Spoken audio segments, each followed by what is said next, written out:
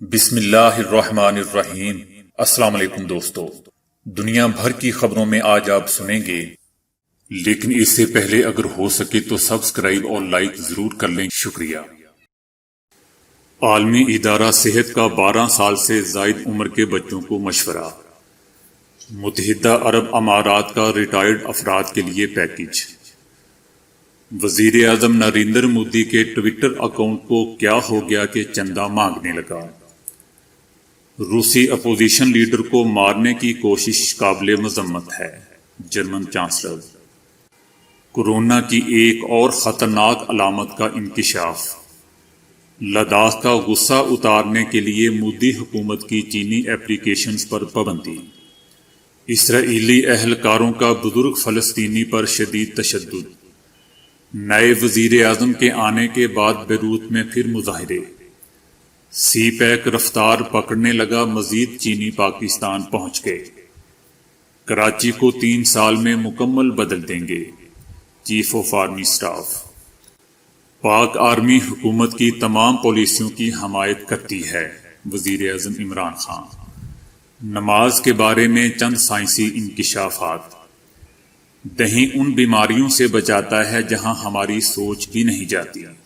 تو آئیے چلتے ہیں اب خبروں کی تفصیل کی جانب۔ ورلڈ ہیلتھ آرگنائزیشن نے کورونا کی وبا کو روکنے کے لیے 12 سال سے اوپر عمر کے بچوں کو بڑوں کی طرح ماسک پہننے کا مشورہ دے دیا۔ WHO کا کہنا ہے کہ مختلف ممالک میں بڑوں کے ماسک پہننے کے اصولوں کا اطلاق بچوں پر بھی ہونا چاہیے۔ عالمی ادارہ صحت کے مطابق کورونا بڑوں کی طرح بچوں میں بھی پھیل سکتا ہے۔ 5 سال سے کم عمر کے بچوں کو ماسک نہیں پہننا چاہیے۔ والدین اور گھر کے بڑے افراد 6 سے 11 سال کی عمر کے بچوں کی ماسک پہننے اور اتارنے میں مدد کریں۔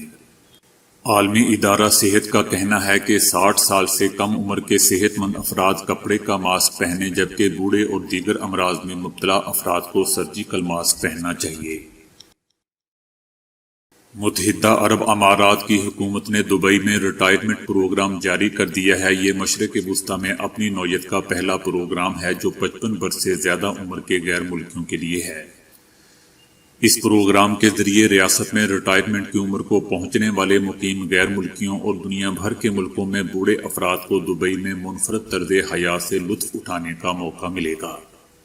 اس پروگرام کے تحت ریٹائرڈ افراد کو صحت نگہداشت، غیر منقولہ جائیدادوں، انشورنس اور بینکوں کی طرف سے مختلف پیکیجز جاری کیے جائیں گے۔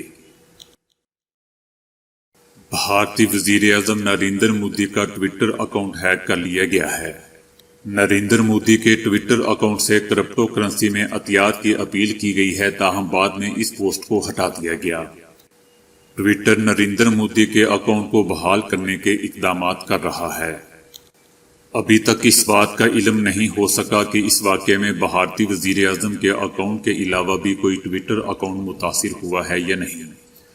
دوستو، اس سے پہلے سابق صدر براک اوباما، مائیکروسافٹ کے سربراہ بل گیٹس کے اکاؤنٹ کے ساتھ بھی ایسی کارروائی ہو چکی ہے۔ جرمن کی چانسلر نے کہا ہے کہ روس کے بڑے اپوزیشن لیڈر الیکسی نوالنی کو کیمیائی اعصابی ایجنٹ سے مارنے کی کوشش کی گئی تھی۔ چانسلر کا کہنا ہے کہ روسی سفیر کو اس بات سے آگاہ کر دیا گیا ہے اور توقع کی جا رہی ہے کہ روسی حکومت صدر پیوٹن کے مخالف کو زہر سے جاں بحق کیے جانے کی اس کوشش کے بارے میں اپنا موقف واضح کرے۔ ان کا کہنا تھا کہ یورپی یونین اور نیٹو کے رکن ممالک کو بھی نتائج سے آگاہ کیا جا رہا ہے۔ روسی موقف سامنے آنے پر مشترکہ اور مناسب رد عمل دیا جائے گا۔ جرمن چانسلر کا کہنا تھا کہ الیکسی نوالنی کو خاموش کرنے کی کوشش کی گئی، جس کی وہ سخت الفاظ میں مذمت کرتی ہیں۔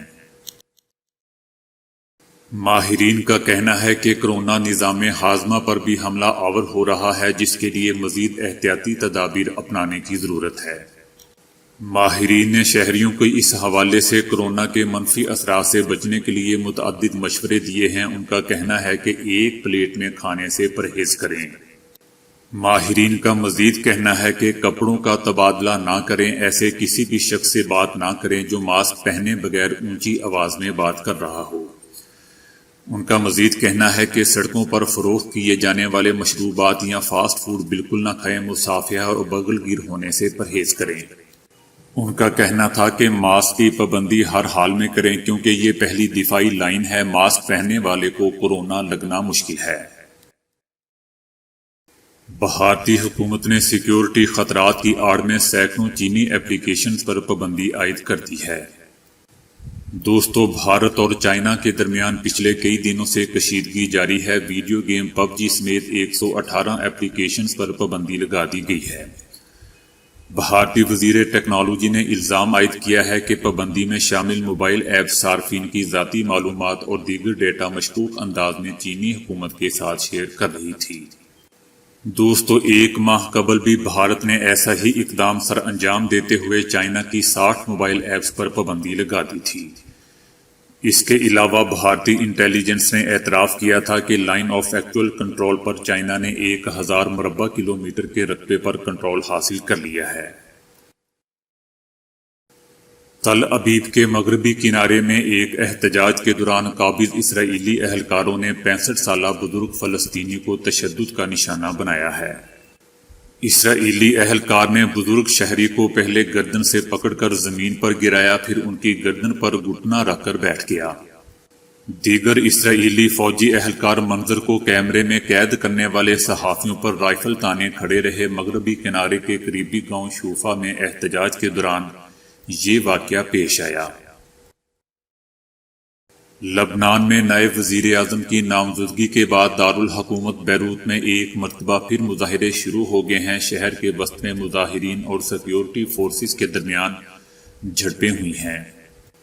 اس پر فرانسیسی صدر میکرون نے لبنانی سیاستدانوں کو خبردار کیا ہے کہ وہ اگر آئندہ 3 ماہ میں ملک کو ایک نئی سمت کی طرف لے جانے میں ناکام رہتے ہیں تو ان پر پابندیاں عائد کی جا سکتی ہیں۔ فرانسیسی صدر اقتصادی بحران سے دوچار لبنان میں اصلاحات کے لیے دباؤ بڑھا رہے ہیں۔ پاک چائنا اقتصادی راہداری ایسا منصوبہ ہے جو پاکستان کی تقدیر بدل سکتا ہے، لیکن امریکہ جیسے بدخواہوں کو یہ منصوبہ ایک آنکھ نہیں بھایا اور انہوں نے سازشیں شروع کر دی۔ تاہم پاک چین دوستی کے سامنے ان کی تمام سازشیں دم توڑ چکی ہیں اور یہ منصوبہ کورونا کی وجہ سے ایک بار سست روی کا شکار ہونے کے بعد پھر سے رفتار پکڑ رہا ہے اور مزید سینکڑوں چینی سی پیک منصوبے پر کام کے لیے پاکستان پہنچنا شروع ہو چکے ہیں۔ پچھلے روز 200 سے اوپر چینی شہریوں کو ایک پرواز کے ذریعے پاکستان پہنچا دیا گیا ہے۔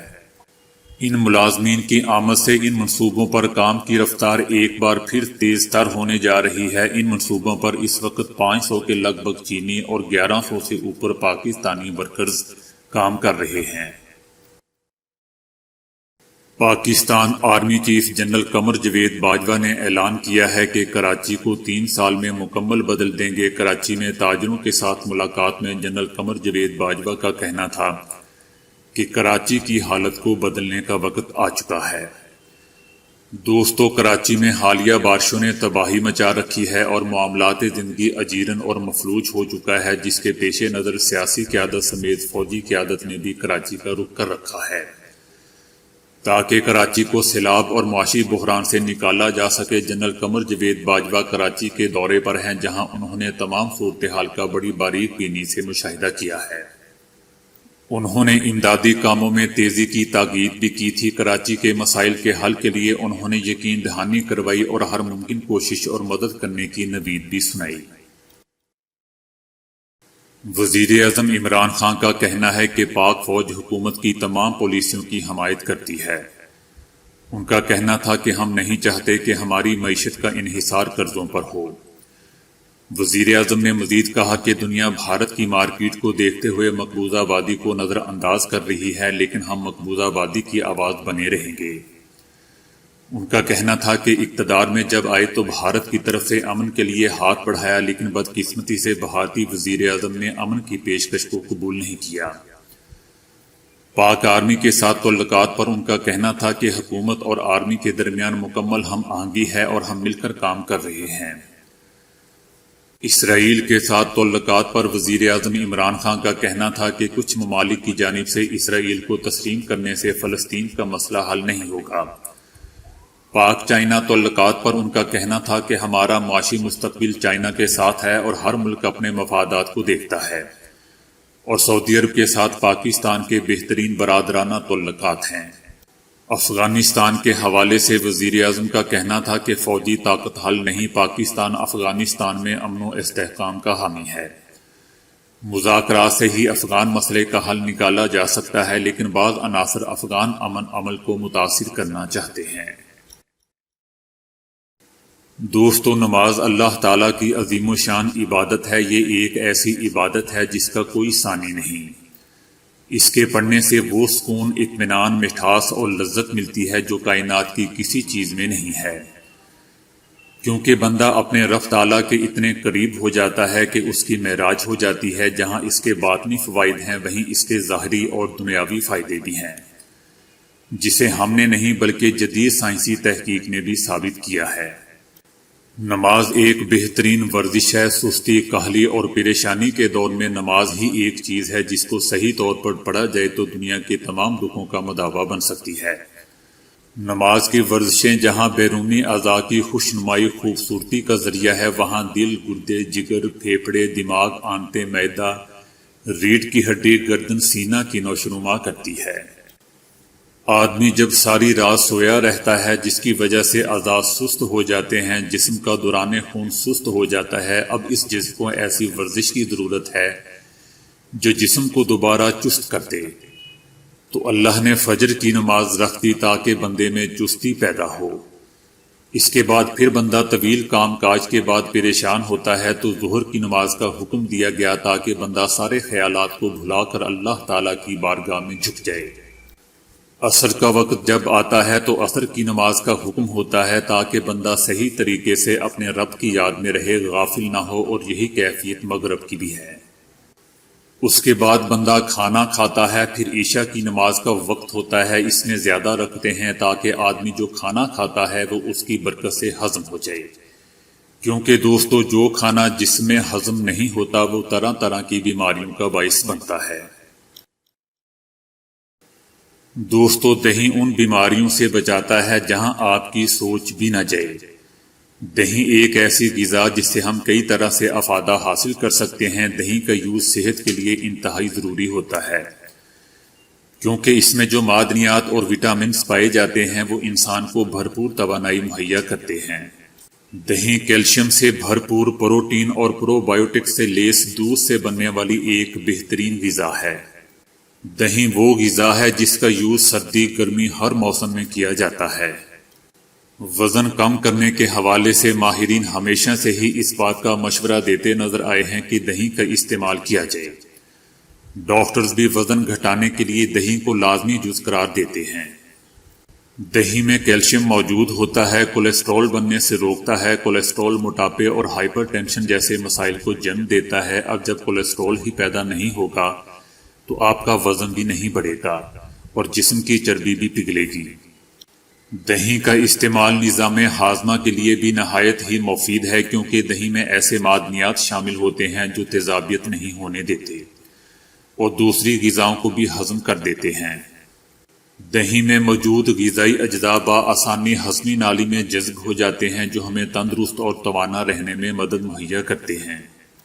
دہی ہڈیوں اور دانتوں کو مضبوط بنانے کے لیے ایک معاون غذا ہے۔ اس میں وٹامن ڈی اور کیلشیم کی نمایاں مقدار پائی جاتی ہے، جو ہمارے دانتوں اور ہڈیوں کو مضبوط بنانے میں ایک اہم کردار ادا کر سکتی ہے۔ دوستو، دہی کا مستقل استعمال انسان کو دیگر مضر امراض سے بھی بچاتا ہے۔ دہی کا یوز بلڈ پریشر کے مریضوں کے لیے بھی بہت ضروری ہوتا ہے، کیونکہ دہی میں یہ صلاحیت موجود ہوتی ہے کہ وہ بلڈ پریشر کو نارمل سطح پر برقرار رکھ سکے۔ دہی میں پوٹاشیم کی مناسب مقدار بلڈ پریشر کو کم کرنے میں مددگار ثابت ہوتی ہے۔ آج کے دور میں ہر انسان دوسرے سے خوبصورت نظر آنا چاہتا ہے۔ دہی کو جلد یا بالوں پر لگایا جائے تو اس سے نہایت ہی حیرت انگیز نتائج اخذ کیے جا سکتے ہیں۔ دہی کو چہرے پر لگانے سے جلد تر و تازہ ہو جاتی ہے اور ڈیڈ سیلز کا بھی خاتمہ ہو جاتا ہے۔